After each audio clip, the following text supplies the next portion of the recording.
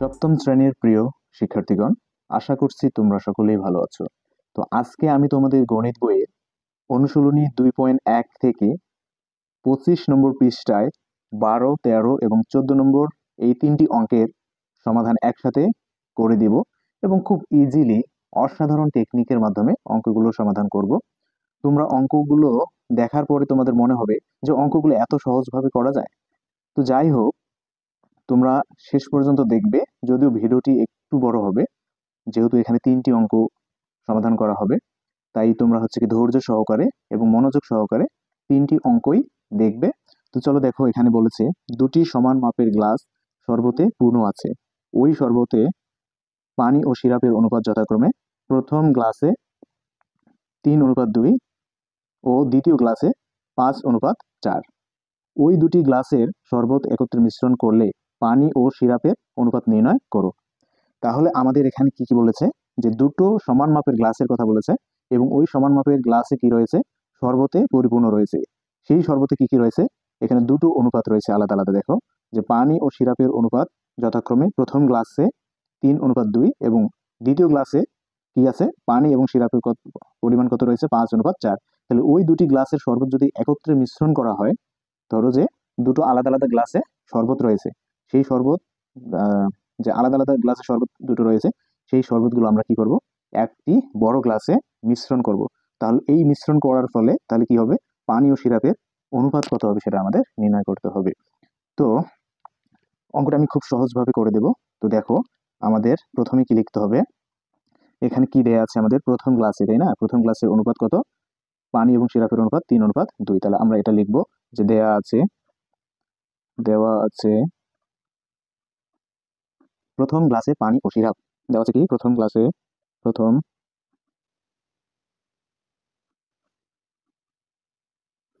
গ্লাসে পানি অনুপাত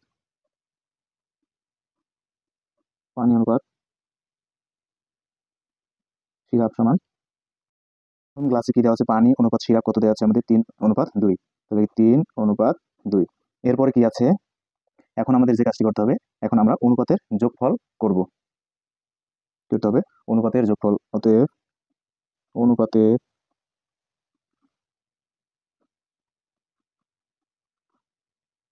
অনুপাতের রাশি গুলোর যোগফল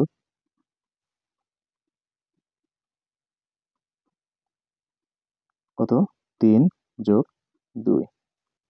তাহলে কত হলো, আমাদের যোগ করলে 5 হবে।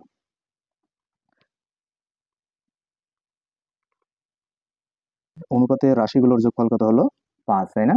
অনুপাতের রাশিগুলোর যোগফল 5 হলো। এখন এখান থেকে আমাদের কি করতে হবে, পানি এবং সিরাপের পরিমাণ কতটুকু এটা বের করে নিতে হবে। অতএব আমরা লিখবো, অতএব কি পানির পরিমাণ, প্রথমে আমাদের পানি রয়েছে, তাই আমরা লিখবো পানির পরিমাণ, পানির পরি পানির পরিমাণ কত হবে, আমাদের মোট কত রয়েছে, মোট হলো কত, 5 অংশ, তাই না? 5-এর কত অংশ আমাদের, পানি 3 অংশ। তাহলে আমরা এটা লিখবো 5/3। তাহলে পানির পরিমাণ কত, 5/3। এখন আমরা লিখবো এবং এবং কি সিরাপের পরিমাণ, সিরাপের পরিমাণ কত হবে। তাহলে মোট কত অংশ রয়েছে, 5। তাহলে মোট রয়েছে 5 অংশ, তার মধ্যে কত অংশ সিরাপ, 2 অংশ হলো কি সিরাপ। তাহলে এটা আমরা কি প্রথম গ্লাসে পানি এবং সিরাপের পরিমাণ পেয়ে গেলাম। তাহলে পানির পরিমাণ কত, প্রথম গ্লাসে পানির পরিমাণ হলো 5/3 এবং সিরাপের পরিমাণ 5/2। এরপরে আমাদের যে কাজটি করতে হবে সেটি হলো কি, প্রথম গ্লাসে তো আমরা পানি এবং সিরাপের পরিমাণ বের করলাম, এখন আমাদের দ্বিতীয় গ্লাসে কতটুকু পানি এবং সিরাপ রয়েছে সেটা বের করতে হবে। তাহলে আমরা কি লিখবো, দ্বিতীয় গ্লাসে পানি ও সিরাপ অনুপাত, দ্বিতীয় গ্লাসে তাহলে দ্বিতীয় গ্লাসে কি পানি এবং সিরাপের অনুপাত, পানি অনুপাত সিরাপ সমান কত রয়েছে যেন আমাদের, 5:4। 5:4। এখন আমরা কি করব, অনুপাতের রাশিগুলোর যোগফল। অতএব অনুপাতের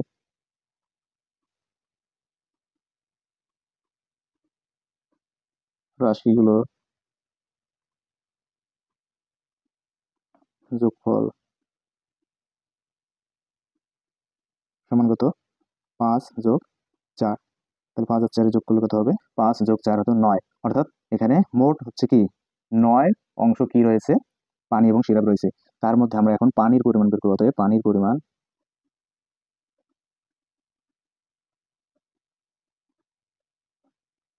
পানির পরিমাণ কত? মোট হচ্ছে কত? 9 অংশের মধ্যে কত?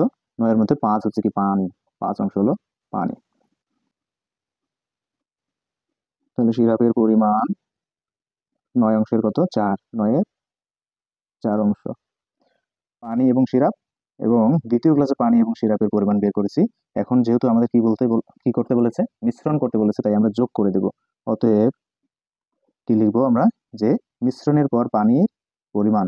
অতএব মিশ্রণের পর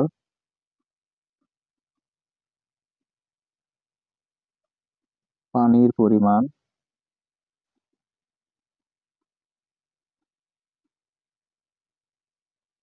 তাহলে মিশ্রণের পর পানির পরিমাণ, অর্থাৎ আমরা একটা একটা করে বের করে নেব। আগে পানিটা বের করবো, পরবর্তীতে আমরা কি সিরাপের মিশ্রণের পর পানির পরিমাণটুকু কতটুকু হবে মোট, সেটা আমরা যোগ করব।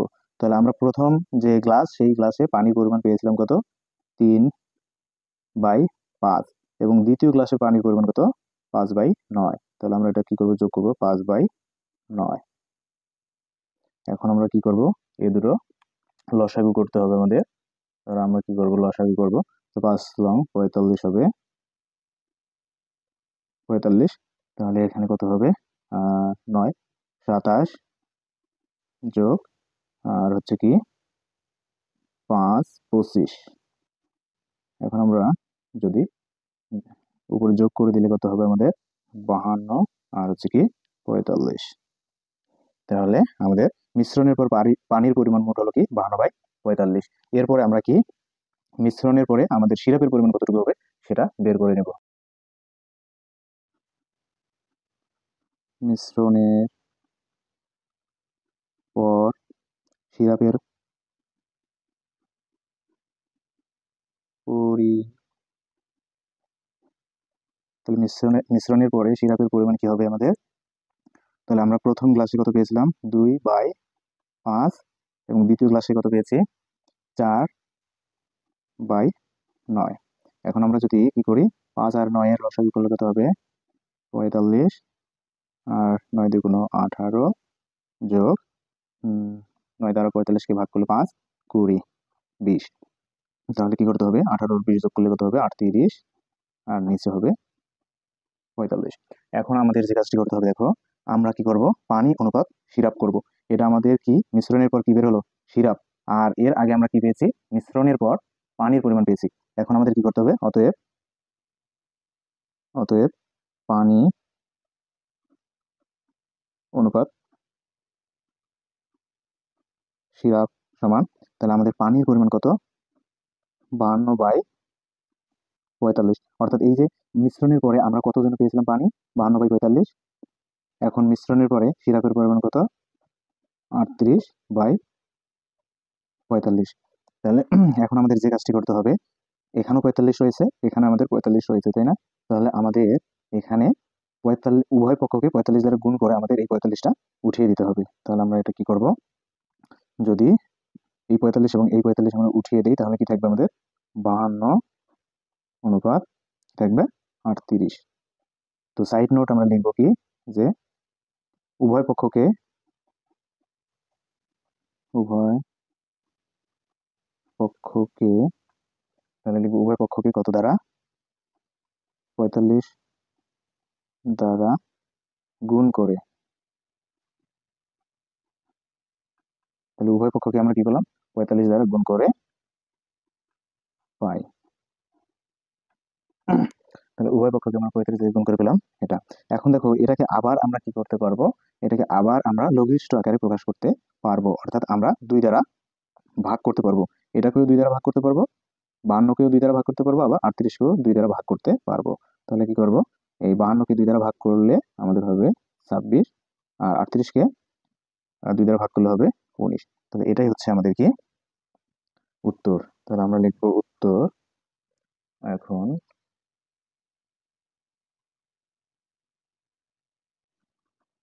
উত্তর কি লিখবো? 26:19। তো এটা হচ্ছে আমাদের অঙ্কের উত্তর। তো চলো এরপরে আমরা চলে যাব 13 নম্বর অঙ্কে। এখন আমরা 13 নম্বর অঙ্কের সমাধান করব। 13 নম্বর অঙ্কটি কি রয়েছে দেখি। এখানে আছে ক অনুপাত খ সমান 4:7, খ অনুপাত গ সমান 10:7 হলে তাহলে কি করতে হবে আমাদের? ক অনুপাত খ অনুপাত গ নির্ণয় করো। অর্থাৎ এখানে একটা ধারাবাহিক অনুপাত আমাদের নির্ণয় করতে হবে।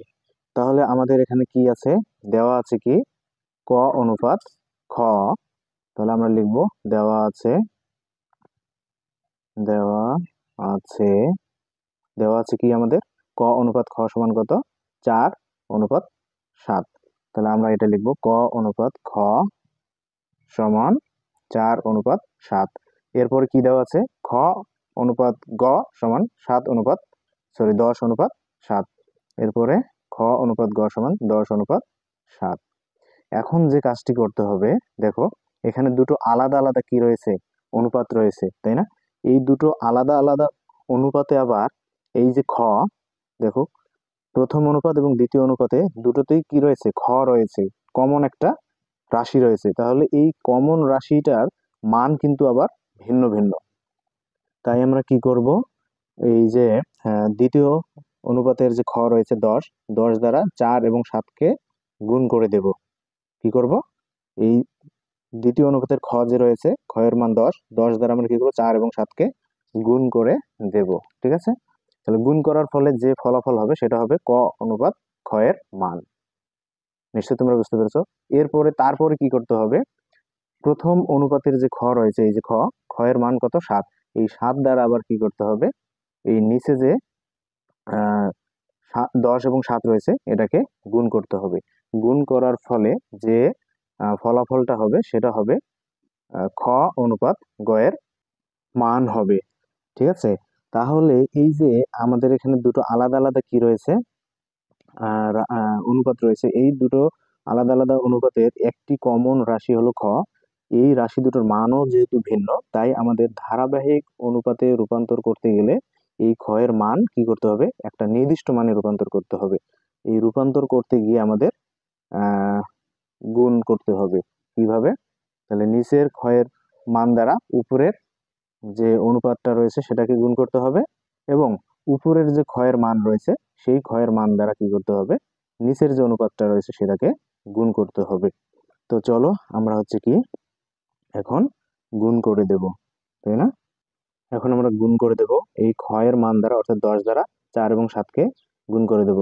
তাহলে দেখো লিখবো এখানে, এখানে কি ক অনুপাত খ সমান কি? এই যে 10 10 দিয়ে 4 এবং 7কে গুণ করলে কত হবে? 4 10 40 অনুপাত 7 10 70। এরপরে লিখবো খ অনুপাত গ। তাহলে খ অনুপাত গ সমান কি? এখন এই যে খ এর মান এখানে কত রয়েছে? 7 রয়েছে। এই 7 দ্বারা 10 এবং 7কে গুণ করতে হবে। তাহলে 7 দ্বারা 10কে গুণ করলে 70 অনুপাত 7 আর 7 গুণ করলে 49। এখন আমরা লিখবো কি? অতএব ক অনুপাত খ অনুপাত গ, অর্থাৎ ধারাবাহিক অনুপাত আমরা লিখবো। তাহলে ক এর মান কত এখানে পেয়েছি? 40 অনুপাত খ এর মান, আমরা একই মান বের করছি, একটি নির্দিষ্ট মান, তাহলে আমরা একটি নিব 70 অনুপাত গ এর মান এখানে হতো 49। গ এর মান হলো 49। তাহলে এটাই হচ্ছে কি আমাদের উত্তর। এখন লিখবো উত্তর 40 অনুপাত 70 অনুপাত 49। তো চলো এখন আমরা 14 নম্বর অঙ্কটি সমাধান করব। 14 নম্বর অঙ্কে রয়েছে 9,600 টাকা সারা, মাইমুনা ও রাইসার মধ্যে 4:3:1 অনুপাতে ভাগ করে দিলে কে কত টাকা পাবে? অর্থাৎ এখানে সারা, মাইমুনা ও রাইসার মধ্যে 4:3:1 অনুপাতে 9,600 টাকা ভাগ করে দিলে কে কত টাকা পাবে এটা আমাদের নির্ণয় করতে হবে। তাহলে আমরা প্রথমে লিখবো দেওয়া আছে, দেওয়া আছে। তাহলে কি দেওয়া আছে আমাদের? যে সারা অনুপাত মাইমুনা অনুপাত রাইসা, তাই না? তাহলে আমাদের তিনটা অনুপাত দেওয়া আছে তিনজনের। তাহলে আমরা লিখব সারা অনুপাত মাইমুনা, তারপরে কি লিখব অনুপাত রাইসা। যেহেতু তিনজনের কি দেয়া আছে, অনুপাত দেয়া আছে, তাই আমরা এটা লিখে নিলাম। তাহলে কত অনুপাতটা? 4:3:1, 4:3:1। এখন আমরা কি করব, এই যে অনুপাতের রাশিগুলো রয়েছে রাশিগুলোকে যোগ করে দেব। অতএব অনুপাতের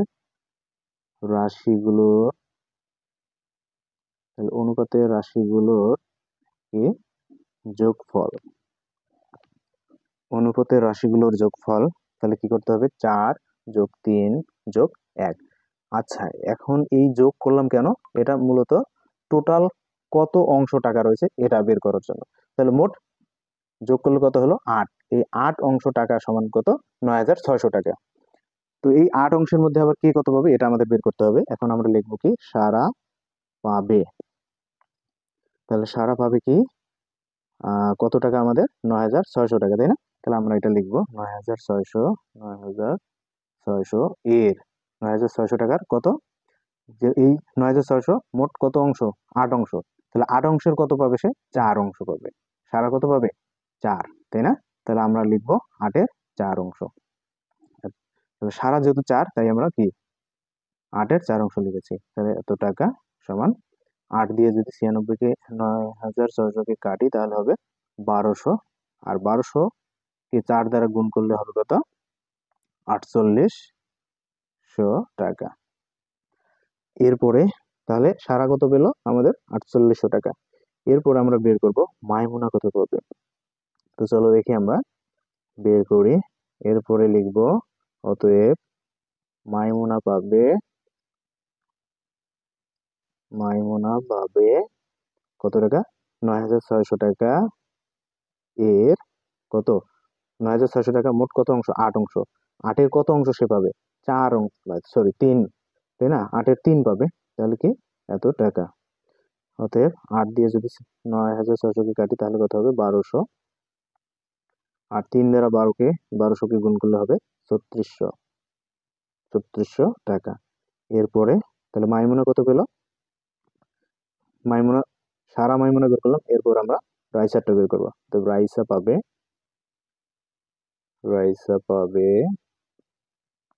9,600 এর কত টাকা? 9,600 মোট 8 অংশ। সেই 8 অংশের কত অংশ পাবে? 1 অংশ, এত টাকা। এরপরে কি করব আমরা? দেখো উত্তর লিখবো। আমরা উত্তর পেয়ে গেছি। তাহলে উত্তর লিখবো সারা মাইমুনা রাইসা পাবে যথাক্রমে 4800, 3600 এবং 1200 টাকা। তো এটাই হচ্ছে আমাদের উত্তর। ভিডিওটি শেষ পর্যন্ত দেখার জন্য অসংখ্য ধন্যবাদ।